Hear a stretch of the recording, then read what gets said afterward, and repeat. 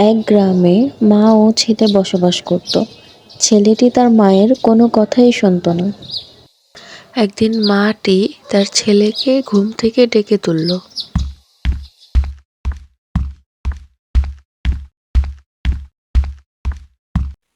এই বাবু, ঘুম থেকে ওঠো। সকাল থেকে দুপুর হয়ে গিয়েছে, এখনো ঘুমাচ্ছ তুমি? ওঠো। ঠিক তখনই বাবু ঘুম থেকে উঠে বসে পড়ল এবং বলতে লাগলো, কি হয়েছে মা? সকাল সকাল ডাকছো কেন? আমাকে ঘুমোতে দাও। এখনো ঘুমাতে চাও? এই সময়ে সব বাচ্চারা স্কুল থেকে এসে খেলাধুলা করছে, আর তুমি সারাদিন শুধু ঘুমিয়েই থাকো। আর কোনো কাজ নেই তোমার? আমি স্কুলে গিয়ে কি করব? ওইসব পড়াশোনা আমার দ্বারা হবে না। আমাকে স্কুলে যেতে বলবা না। আর খেলাধুলার কথা আমাকে বলবা না। আমার খেলাধুলা করতে ভালো লাগে না। আমাকে ঘুমোতে দাও। তুমি স্কুলে না গেলে এ বাড়িতেও থাকতে পারবে না। তোমার মতো ছেলের কোনো দরকার নেই আমার, যে তার মায়ের কথা শোনে না। ঠিক আছে, তাহলে থাকবো না এই বাড়িতে আর। চলে যাচ্ছি আমি।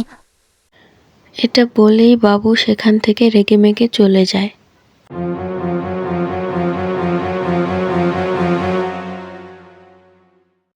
তখন তার মা চিন্তা করতে থাকে, তার ছেলে কোথায় বা গিয়েছে, হয়তো বন্ধুদের সাথে আড্ডা দিতে গিয়েছে। রাগ কমলে নিজেই চলে আসবে।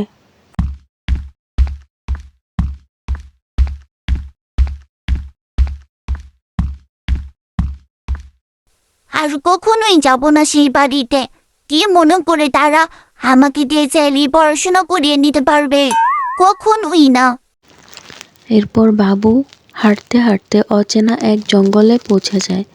সেখানে আশেপাশে সে কোনো মানুষই দেখতে পায় না। আরে, আমি কোথায় চলে এসেছি? এখানে তো কাউকেই দেখতে পাচ্ছি না। ওই তো একটি বাড়ি দেখা যাচ্ছে, ওখানে গিয়ে দেখি কারো সাহায্য পাওয়া যায় কিনা। ভেতরে কি কেউ আছেন? আমাকে একটু সাহায্য করুন। আমি এই জঙ্গলে হারিয়ে গিয়েছি। আরে, কেউই তো বের হচ্ছে না। ভেতরে গিয়ে দেখি সাহায্য পাওয়া যায় কিনা। এরপর বাবু ভেতরে প্রবেশ করলো এবং ভেতরে গিয়ে দেখতে পেল চারদিকে অন্ধকার, কিন্তু সিঁড়ির ওপরে একটি মেয়ে বসে আছে এবং অট্টহাসি হাসছে।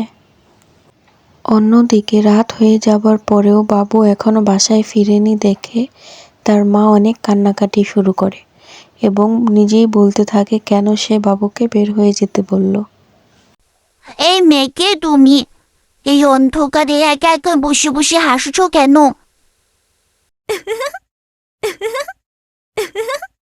মেয়েটি হঠাৎ করেই ওপরে উঠতে শুরু করলো।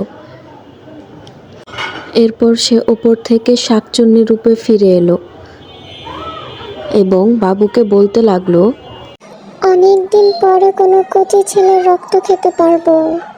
অনেকদিন পরে আমার এই বাড়িতে কেউ এসেছে, আজকে খুব মজা করে খাবো।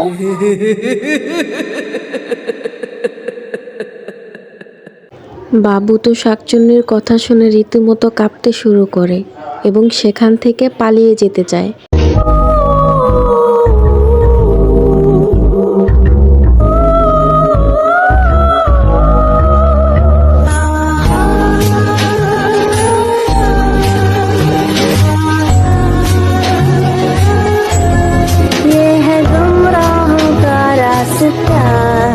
मुस्काने झूठी है, पहचाने झूठी है, रंगीनी है। বাবু দৌড়িয়ে পালানোর সময় শাকচুন্নি তার সামনে এসে পড়ে এবং হাসতে হাসতে তাকে বলতে থাকে,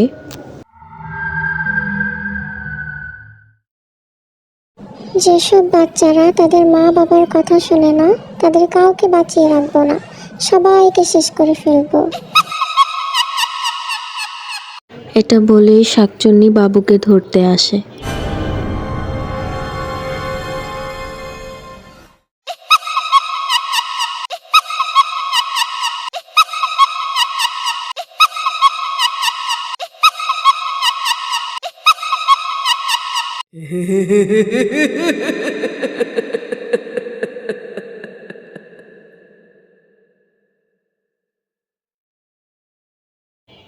ঠিক তখনই বাবু শুনতে পেল তার মা তাকে ডাকছে এবং তার মায়ের ডাকে তার ঘুম ভেঙে গেল। বাবু, সকাল হয়ে গিয়েছে, ঘুম থেকে উঠে পড়ো এখন, স্কুলে যাওয়ার সময় হয়ে গিয়েছে, ওঠো। বাবু ঘুম থেকে উঠে পড়ল এবং দেখতে পেল সে এখনো বাসায় আছে এবং সে খুশি হয়ে গেল। সে বুঝে ফেলল সেটা শুধুই তার স্বপ্ন ছিল এবং সে তার মাকে কথা দেয় সে আর কখনো তার মায়ের অবাধ্য হবে না। সে তার মায়ের সব কথা শুনবে এবং ঠিকমতো স্কুলে যাবে।